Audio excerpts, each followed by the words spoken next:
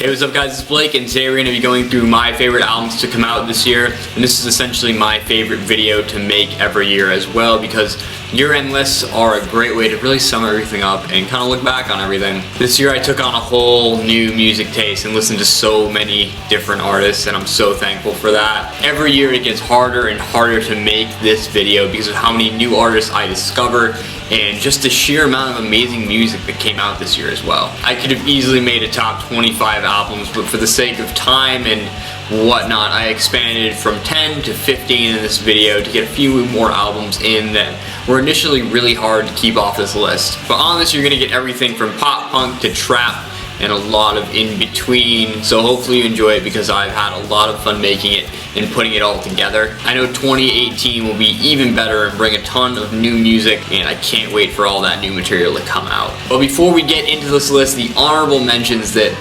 barely missed this countdown are The Peace and the Panic by Neck Deep, Crack Up by Fleet Foxes, and Hopeless Fountain Kingdom by Halsey. But without further ado, let's get into the list.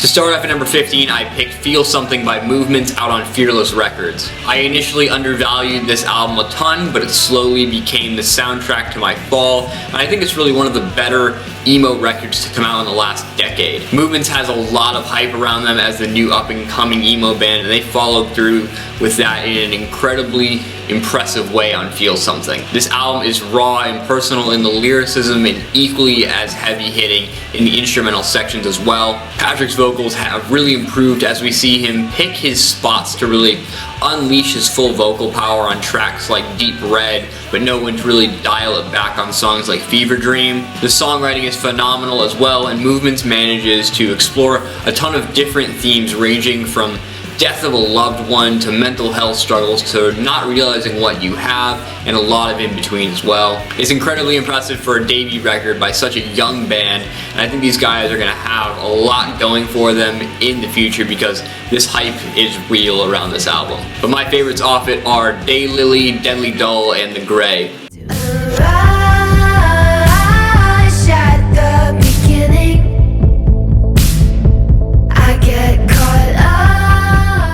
Number 14, I picked Melodrama by Lorde out on Universal Music. Lorde is pure art and manages to bring pop elements into a much bigger and more important sound than a lot of other pop artists. It almost bridges on the edge of art pop in places with a lot of the themes she explores on many of the songs on this record. Lorde is another young artist, so it's wild seeing her go through so many different topics and really find herself on this record. Her music is so much more mature than you would think a 21-year-old would be capable of producing. You have her going through loneliness on Sober and not having it all figured out on Hard Feelings / Loveless, and then the complete opposite of those deeper feelings on songs like Homemade Dynamite and Perfect Places, which are songs are really fun and about going out and kind of just doing whatever you want. But this record is as deep and introspective as it is fun, and I think that's a really amazing combination. I really feel like Lorde absolutely nailed her type of sound on this record, and I think it's her new best after Pure Heroine set the bar really high. My favorites off of this record are Homemade Dynamite, Perfect Places, and The Louvre. Perky just a starter, pop it, pop it, pop 2 cups of purple just to warm up. 2 cups, drink. I heard your bitch, she got that water, splash.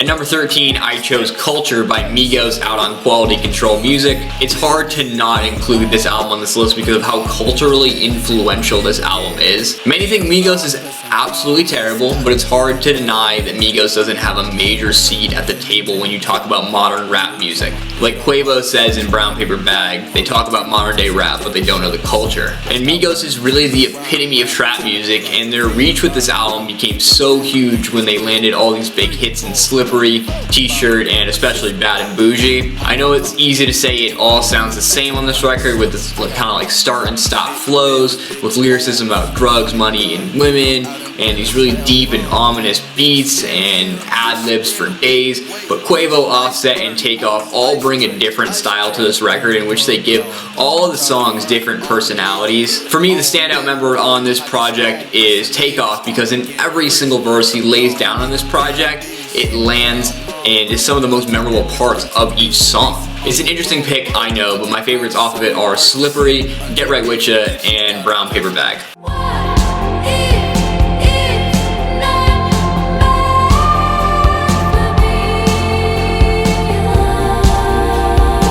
At number 12, I chose Visions of a Life by Wolf Alice out on Dirty Hit Records. Wolf Alice has been known for really focusing their sound around past 90s alt rock, and on this album they dial that sound in even more. This is a focused and hardened record where Wolf Alice really manages to layer in their greatest moments at one right after another. It's a wild journey through so many different soundscapes and genres that on its face really shouldn't work, and it's hard to imagine a record like this being cohesive, but every song, despite how different they are focused around a core influence that really shines throughout this entire record. The standout part of this record for me is easily the vocal work around the harmonies that are all over this record and are a constant despite the different changes in genre. They're so smooth and soothing and even haunting in some places, but they really give the record a uniqueness to cap everything off. It's a signature touch that I can't think of any other band is really doing right now. They can go toe to toe with that vocal style that appears on a lot of these songs. But my favorites on this record are Heavenward, Saint Purple and Green, and Beautifully Unconventional.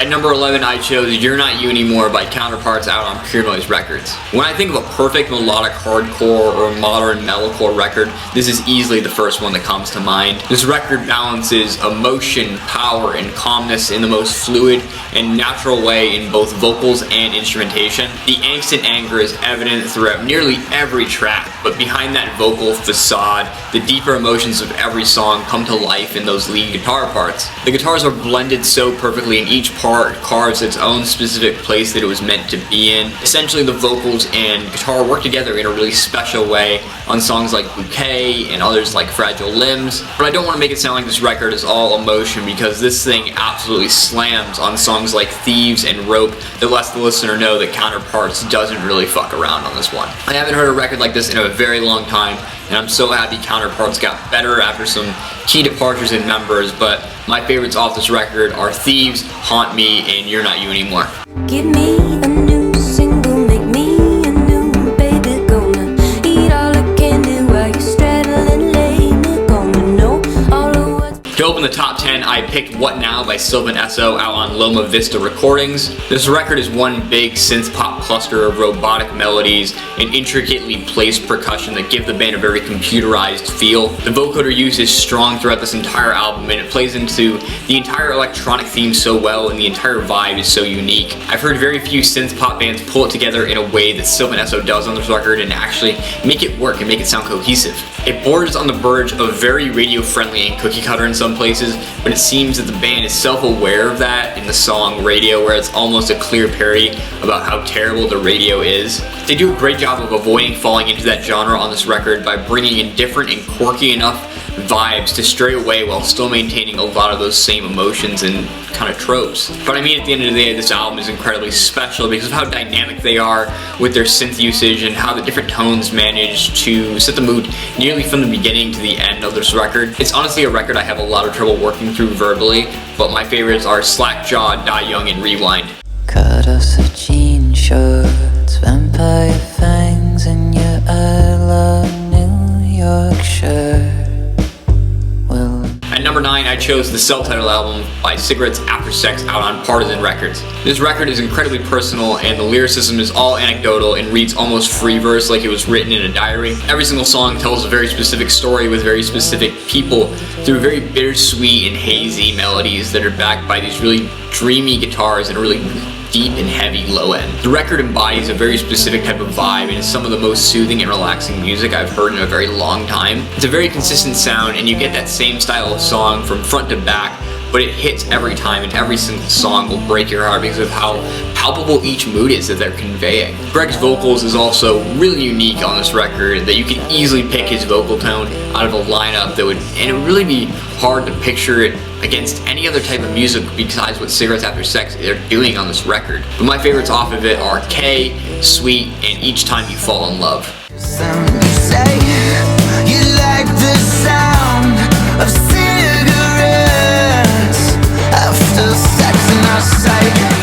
number 8, I chose Lovely Little Lonely by The Maine, which was released independently. This album was an early frontrunner for my album of the year, but it got bumped really far back, unfortunately. But it still is just as emotional to listen to as it was the first time I heard it. The Maine have been one of those bands who have managed to adapt to stay around for as long as they have, and this is the case with Lovely Little Lonely, as they maintain really the core of their sound, but have changed everything else around it to stay fresh. Lovely Little Lonely is a lot more airy and open and delicate sounding on the surface, but still has the rock elements that The Maine excels at. It's by far the most emotional The Maine have been in their career, and it's a heartbreaker of an album when you actually listen to the lyricism and let it kind of wash over you. They're obviously trying to cash in on the current resurgence of 80s inspired music, and they're one of the few bands who I think have actually managed to nail it. This record is drowned in reverb and chorus, and I love it, but my favorites off of it are Taxi, Black Butterflies and Deja Vu, and Lonely.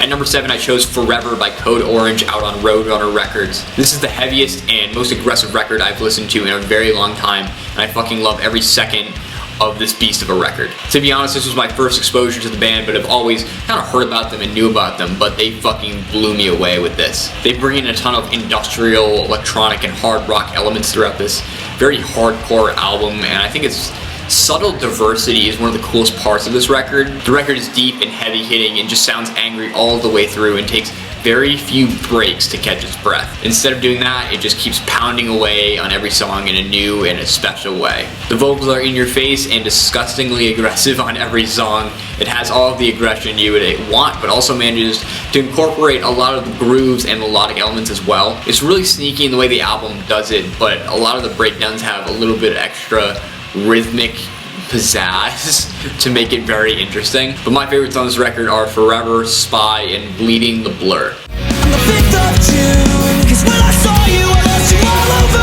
again. Doesn't it feel good to be invisible? At number 6, I chose Shapeshifter by Knuckle Puck out on Rise Records. This is a record that's technically really not doing so great with a lot of people, and I was definitely in the minority that thought it was the best pop punk record of the year. This record moved in a pretty emo direction throughout a lot of the tracks on it, and really only kept its pop punk prowess on tracks like Double Helix, Everybody Lies to Me, and Stuck in Our Ways. Nearly every other track on here brought in a lot of elements of emo and alternative to make a really unique mixture of genres. A lot of people didn't like this, but I was someone who absolutely fell in love with it because I definitely think it fits both Joe and Nick's voices a lot more than just pure pop punk. The quieter moments on this record definitely shine for me on songs like Conduit, Plastic Brains, and Wait because of how much their songwriting has improved and their ability to make a song really blossom into something over a crescendo style. It's really hard for me to pick favorites on this one, but I would definitely go with the choir ones that I just mentioned in Conduit, Plastic Brains, and Wait.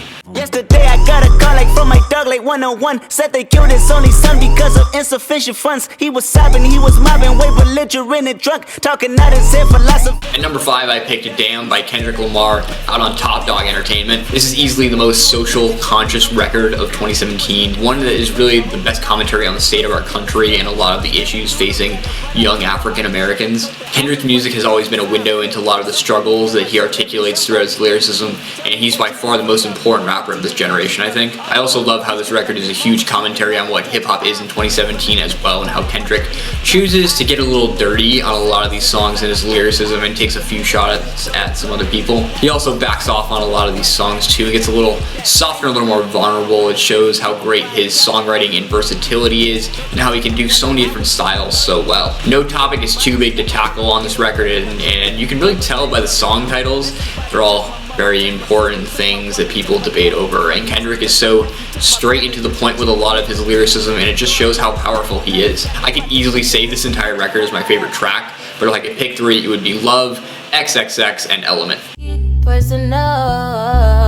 Personally, I'm surprised you call me after the things I said. Skirt on me. At number 4, I chose Control by SZA out on Top Dog Entertainment as well. But this record from SZA is impactful and powerful in the most odd and abstract ways and still confuses me a little bit to this day. I love so much of the production on this record because of how natural and organic it is in some places and then how disjointed and abstract it is on a lot of other places. It's wild how many different beats she sings over and how percussive and hard-hitting her lines are despite what she's singing about. Her vocal talent is just so real and so special, and it's really in the way she sings it as well because of how much emotion she pushes through her vocal tone, and even on tracks like Doves in the Wind where she is solely talking about pussy the entire time. The features on this record are amazing as well. Kendrick, Travis Scott, and James Fauntleroy all deliver and kill it in their parts. But my favorites on this record are Drew Barrymore, Love Galore, and Broken Clocks. And I'd never do it, but it's not a joke.